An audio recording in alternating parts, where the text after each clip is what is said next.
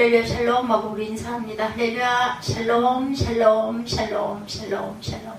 하나님 사랑합니다. 여러분 주 안에서 사랑합니다. 또 사도행전 마지막 장 28장 말씀 31절에 그렇게 말씀하고 있죠.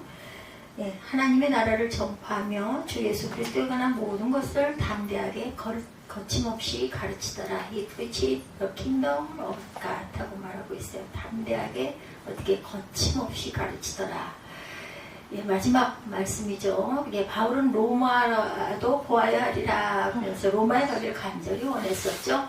하나님께서도 바로 로마에서도 증언하여야 하리라 말씀하셨어요. 그죠? 반드시 로마에 가게 될 것을 이렇게 말씀합니다. 바울도 원했고 하나님도 꼭 그렇게 되리라 약속하신 로마에 드디어 왔어요. 그죠? 바울을 죽이기 전에는 먹지도 않겠다고 암살 결사대가 있었어요. 2년간 가이사랴에 감금도 되었고 풍랑을 만나 난파도 되었지만 결국은 로마에 도착하죠. 모든 난관을 거쳐 로마에 도착합니다. 그들이 데려다 놨어요. 그죠? 그렇다면 우리는 로마에서 뭔가 대단한 일이 일어날 것을 기대하게 되죠. 근데 사도행전은 로마에서 무슨 대단한 일이 있었는지 적고 있지 않습니다. 바울의 재판이 어떻게 되었는지도 바울의 생은 어떻게 마감이 되었는지도 적고 있지 않아요. 이것은 사도행전의 관심, 하나님의 주 관심이 아니었기 때문이겠죠. 그 다음에 사도행전은 로마에서 무슨 일이 있었다고 기록하고 있는가 23절 봅니다. 그들이 날짜를 정하고 그가 유숙하는 집에 많이 오니 바울이 아침부터 저녁까지 강론하여 하나님의 나라를 증언하고 모세의 율법과 선지자의 말을 가지고 예수에 대하여 권하더라. 결국 뭐야? 전도했다라는 얘기죠. 아침부터 저녁까지 하나님 나라를 증언했다. 31절에 하나님의 나라를 전파하며 주 예수 그리스도에 관한 모든 것을 오늘 제목이죠. 거침없이 담대하게 거침없이 담대하게 가르치더라. 하나님의 나라가 담대하게 거침없이 전파되었다는 말로 사도행전 28장은 끝이 납니다. 지금은 어떤 시대 29장부터 계속 써가고 있죠. 하나님의 주 관심은 뭐예요? 하나님의 나라에 있다라는 것. 거기에 도구로 쓰여지는 프리칭, 담대하게 전파하는 저와 여러분들이신 줄로 믿습니다. 하나님의 나라가 담대하게 거침없이 전파되는 곳마다 사도행전의 기록은 이어지고 있는 것이라는 것. 마음을 어디에 두고 살고 계십니까? 여러분들의 마음은. 결국은 하나님은 하나님 나라에 관한 것, 뭐에 복음 전파에만 관심이 있으셨어요. 누가 내 마음의 주인이고 또한 왕일까? 예수께서 누가복음 17장 20절에서 21절에 말씀하십니다. 하나님의 나라는 볼 수 있게 임하는 것이 아니고 또 여기 있다 저기 있다고도 못하리니 하나님의 나라는 어디에? 너희 안에 있느니라. 어디요? 우리 안에. 제가 아까 예배 전에 그런 말씀 드렸죠. 가장 중요한 것은 하나님께서는 우리의 중심을 보신다라는 거. 다 속여도 본인 자신이 자신의 마음을 속일 수는 없어요. 그렇죠? 그건 나타나 있기 때문에 본인이 압니다. 내가 어디에 집중을 하고 있는지. 하나님의 나라는 멀리 있는 것이 아니다. 여기 있다 저기 있다 아무리 해봐야 소용이 없습니다. 이미 우리 안에 예수님이 와 계시기 하나님의 나라는 어디에? 내 안에 계신다라는 것. 내 안에 사느니 우리 찬양 많이 하죠? 누구? 예수 그리스도는. 혹시 세상 나라의 온 마음을 빼앗기지는 않고 있는지, 무엇을 먹을까 무엇을 입을까 또 무엇을 할까 염려 천정긍긍하고 있지는 않은지 이따가 우리 예배 끝나면서 이 내 안에 사는 이 찬양 꼭 하십시다. 참 찬양이 좋아요. 왜냐하면 함축해서 하나님의 마음을 증거하는 것이 바로 저는 찬양이라고 생각을 합니다. 내 마음의 주인이신 예수께서 아침부터 저녁까지 우리를 붙들고 계세요. 나의 왕 되신 예수님에 대해서 담대하게 거침없이 증거하고 전하고 계십니까? 사도행전 마지막 본문을 통해서 바울은 하나님의 나라를 어떻게 담대하게 거침없이 전했나 살펴보도록 하죠. 어떻게 독사에게 물려도 증거하죠. 바울에게 난파되는 구조된 것이 어디였어요? 멜리데 섬이었죠. 멜리데는 가나안어로 피난처라는 뜻을 갖고 있어요. 멜리데 기억하시기 바랍니다. 오늘날의 몰타 섬이기도 합니다. 2010년 세계에서 가장 살기 좋은 나라로 선정돼서 세계적인 휴양지가 되었다고 그래요. 2010년경에. 배는 난파되었지만 276명 모두 한 사람도 빠짐없이 생명은 다 구조가 됐어요. 배도 난파되고 짐도 다 버리고 했지만 결국은 생명을 구원해 주시죠. 멜리데의 원주민들이 피난처랍니다. 멜리데 원주민들이 물에 젖은 이들을 위해 나무를 가져다 불을 피워줍니다. 근데 나무 묶음에 있었던 독사가 바울의 손을 물죠. 4절입니다. 원주민들이 짐승이 그 손에 매달려 있음을 보고 서로 말하되 진실로 이 사람은 살인한 자로다. 바다에서는 구조를 받았으나 공의가 그를 살지 못하게 함이로다. 죽을 것이다 라는 뜻이에요. 그렇죠? 바다에서 천신만고 끝에 구조받더니 결국 독사에 물려 죽네 하면서 원주민들은 바울은 살인자에 틀림없다 이렇게 생각을 합니다. 죄를 지었기 때문에 죽는 거야 이렇게 생각한, 어떻게 보면 아주 순수해요. 본질적인 믿음을 갖고 있죠. 어떤 일이 일어나요? 6절에 그들은 그가 붙든지 갑자기 쓰러져 죽을 줄로 기다렸다가 오래 기다려도 그에게 아무 이상이 없음을 보고 돌이켜 생각하여 말하되 그를 신이다. 안 죽으면 뭐예요? 신이다 라는 거죠. 붓거나 쓰러지거나 할 줄 알았는데 아무 이상이 없자 신이라고 생각하는 것. 조금 전까지는 살인자로 생각을 했는데 이제는 신이야. 안 죽으니까. 안 죽으면 신인 거죠. 멜리데 원주민들을 이렇게 생각했던 이것이 세상 사람들의 일반적인 생각이라는 것. 누군가에게 불행한 일이 일어나면 뭔가 잘못한 결과다 이렇게 생각을 하고 인간보적인 관점에서 벗어나기 힘이 듭니다. 자신의 경험으로 쉽게 판단하고 단정을 하게 되는데, 그러다가 내 이해와 경험의 세계에서 벗어나는 일이 일어나면 갑자기 사람을 신처럼 숭배한다. 그뿐만이 아니죠. 바울이 유라올라 광풍으로 구원을 받죠. 독사의 독으로부터 구원을 받아요. 하나님이 우리 사고와 질병으로부터 지키셨다고 하면 사람들은 하나님을 왜 처음부터 그 일을 막지 않으시고 이러는 다음에 이 난리가 나. 그런 거 없게 하면 될 거 아니에요. 이런 생각 많이 하죠. 하나님 그 자녀들을 돌보시면 풍랑이 일어나지 않게 하시고 독사에게 물리지 않게 하시고 사고와 질병이 일어나지 않게 하셔야 하는 것이 아니냐. 이것이 세상 사람들의 생각.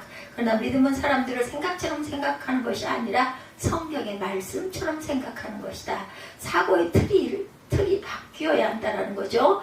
예수님은 믿는 자에게 이런 표적이 일어나나니 잘 아시는 말씀입니다.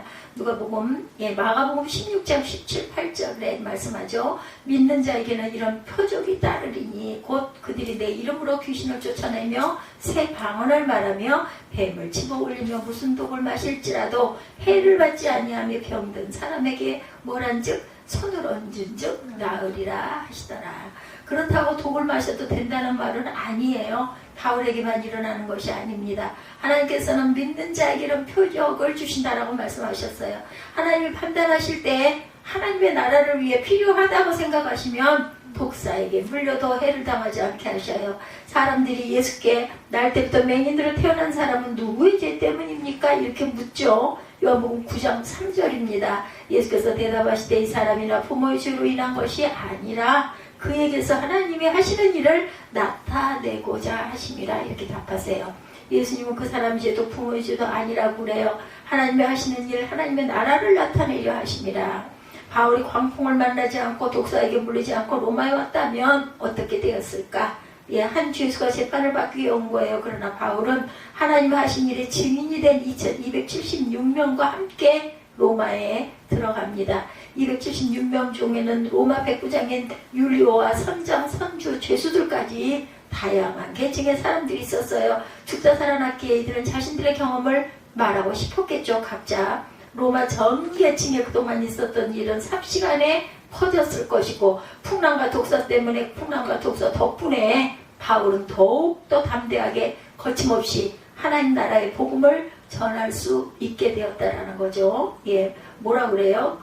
어떤 어려움 속에서 오히려 전화 위복이 된 그런 사건. 고난에 초점을 맞추기보다는 하나님 나라에 초점을 맞추어야 한다는 것. 풍랑을 만나더라도 독사에게 물렸더라도 그 일을 통해 하나님이 하시는 일이 드러난다면 감사할 수 있는 저와 여러분들이 되어야 할 줄로 믿습니다. 그래서 우리가 고난이 너에게 유익이라 라는 말씀을 이해하게 되죠. 고난이 좋은 게 아니라 고난 뒤에 따르는 하나님의 역사는 반드시 살아계신 하나님을 증거할 수 있기 때문이에요. 사슬에 매였어도 고난 속에 빠졌어도, 그 다음에는 사슬에 매였어도 바울 일행은 멜리데에서 후한 대접을 받게 되죠. 그 일로 인해서 떠날 때는 필요한 것을 그들이 채워주었어요. 겨울이 지난 후 배를 타고 갈아타고 보디올이라는 곳에 내려 아피아 가도를 따라 로마에 들어갑니다. 보디올, 그 다음에 아피아 가도를 따라 길을 따라 로마에 들어갔어요. 로마서를 통해 이미 바울을 알고 있었던 로마교회 형제들이 70m까지 내려와 바울을 영접했다라고 증거해요. 죽음의 고비를 함께 넘긴 276명과 로마 교회의 형제들과 함께 바울은 로마에 입성합니다. 로마에서 죄수로 가택 연금 상태에 들어가죠. 새 집을 얻어 자신을 지키는 군인과 함께 살게 돼요. 17절이죠.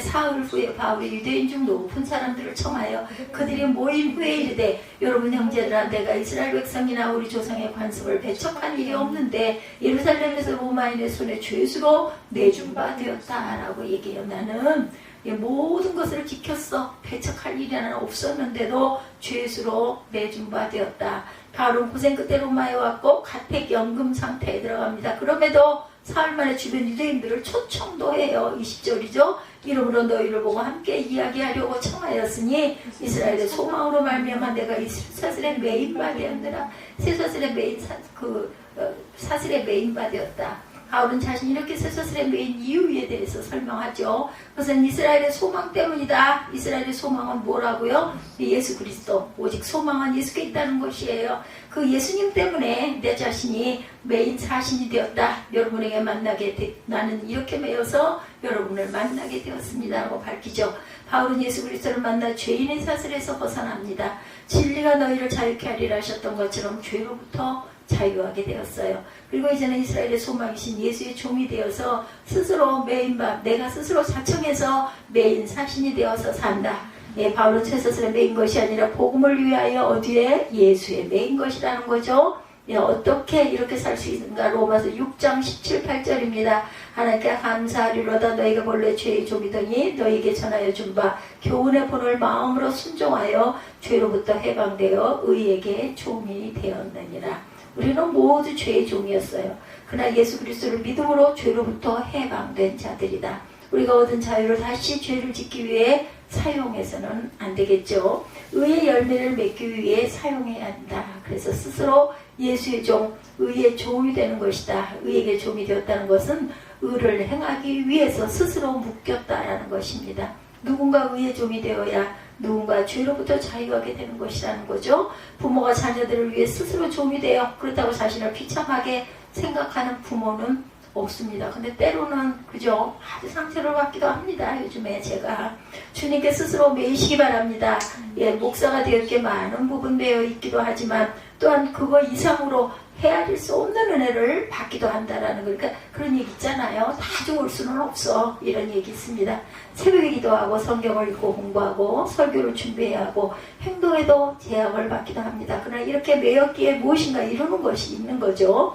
교사가 되는 것, 목자가 되는 것, 무엇인가 주를 위해 봉사하기로 결심한 모든 것들 스스로 이렇게 자신이 원해서 원치 않아도 그렇게 매여지게 되어 있는 것들 그냥 자유롭게 주를 섬기겠는가? 상황이 좋을 때만 주를 섬기겠는가? 아니죠. 그것도 귀하지만 한 단계 더 나아가 스스로 매이는 그 좋아서 그 길을 따라가는 것처럼 행복한 길은 없어요.